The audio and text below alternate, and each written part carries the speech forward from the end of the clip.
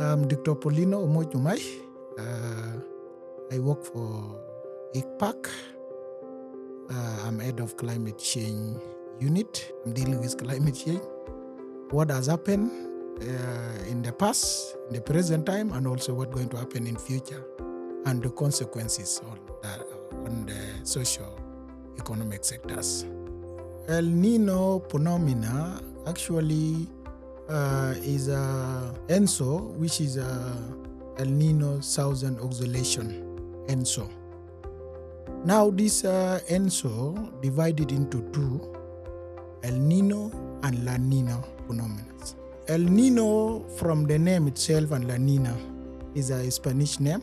El Nino is a boy and La Niña a girl. Scientifically, there are climate phenomena happen because of warming or cooling in sea surface temperature in equatorial central Pacific Ocean. So when this water in the equatorial central Pacific Ocean warmer than average, now we are talking about El Nino. When this water in the same areas are cooler than average, we are talking about La Niña. Both El Nino and La Niña, all of them controlled by sea surface temperature and interaction with in atmosphere. Now, for us to say there is El Nino, there is La Niña, there is indices to measure that. One of them is a Southern Nino Index and also Nino Index. But for us to say there is La Niña or there is El Nino, the average of sea surface temperature in the zone of Nino 3.4 is the one identified for us able to announce there is La Niña and El Nino.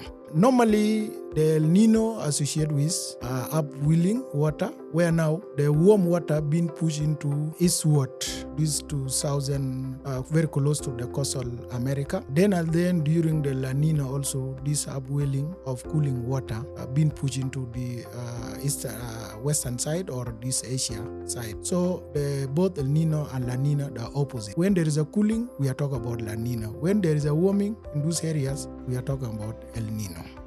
If you look at the East Africa region, or I can name it Greater Horn of Africa, we have three rainy seasons, which is March, April, May, MAM, and we have June, July, August, September, JJS, and we have October, November, December.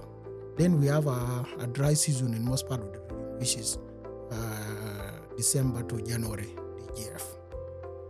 The impact of El Nino and La Niña across the region is different from country to country and also from season to season. So, for example, in most cases of El Nino years, you find the Equatorial, East Africa, and Southern sector of GHA, some part of Kenya, Somalia, Uganda, you're going to Tanzania, Rwanda, Burundi. El Nino bring enhanced rainfall significantly, especially during October, November, December. Opposite, if you look at the majority of part in the northern sector, which is Ethiopia, Sudan, South Sudan, Eritrea, which has June, July, August, September, main rainy season. Normally, El Nino associated with depressed rainfall or dry condition in most cases of the year of El Nino. La Niña bring more rainfall for those areas in the northern part of GHA, and La Niña is the one bring more rainfall,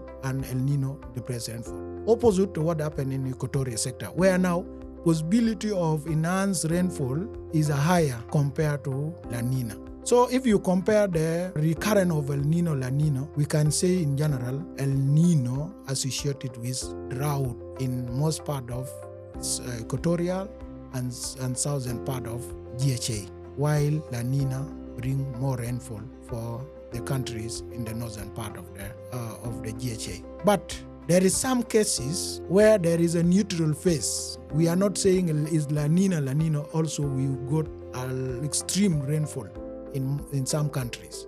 Like now, if you look at the case of Sudan, in 1988, there was extreme flooding everywhere in Sudan, but it's not strong year of La Nina. Also, when you look at the 2023, 2015, 1998, which is a very strong years where there is cases of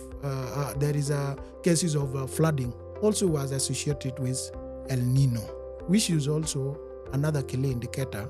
El Nino bring more rainfall over most part of the region, and La Nina also bring depressed rainfall. But in general, October, November, December, this is a significant season where the impact of El Nino can be seen in Equatoria, East Africa. So all climate models they factor El Nino and La Nina because they play significant role in shaping the water pattern.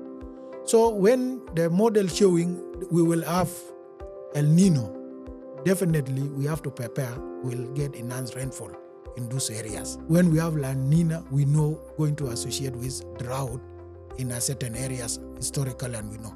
So it is serving as the early warning because it will give you indicator whether it's going to be enhanced rainfall or depressed rainfall. In all those cases, depressed rainfall, enhanced rainfall has consequences. When we have a drought, the agriculture, food security, water, health, all those sectors being affected.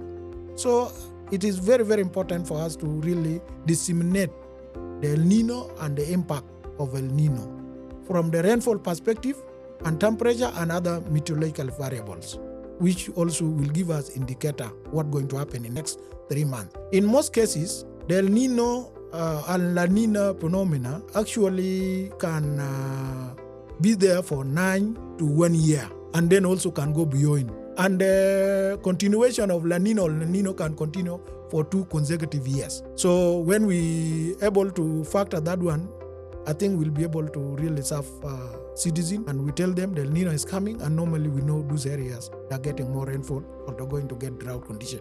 Then we'll be able to prepare for dry condition or the wet condition. If the season is going to be affected, we take precaution for it. If season going to be much better, how we able to take that one into planning, positive planning, and also rearranging the resources based on what we are forecasting by taking advantages of that situation. If it's a good rain, we're expecting to get a harvest. Now we'll be able to advise farmers for them to invest, how they can extend or expand the area for agriculture for better food security.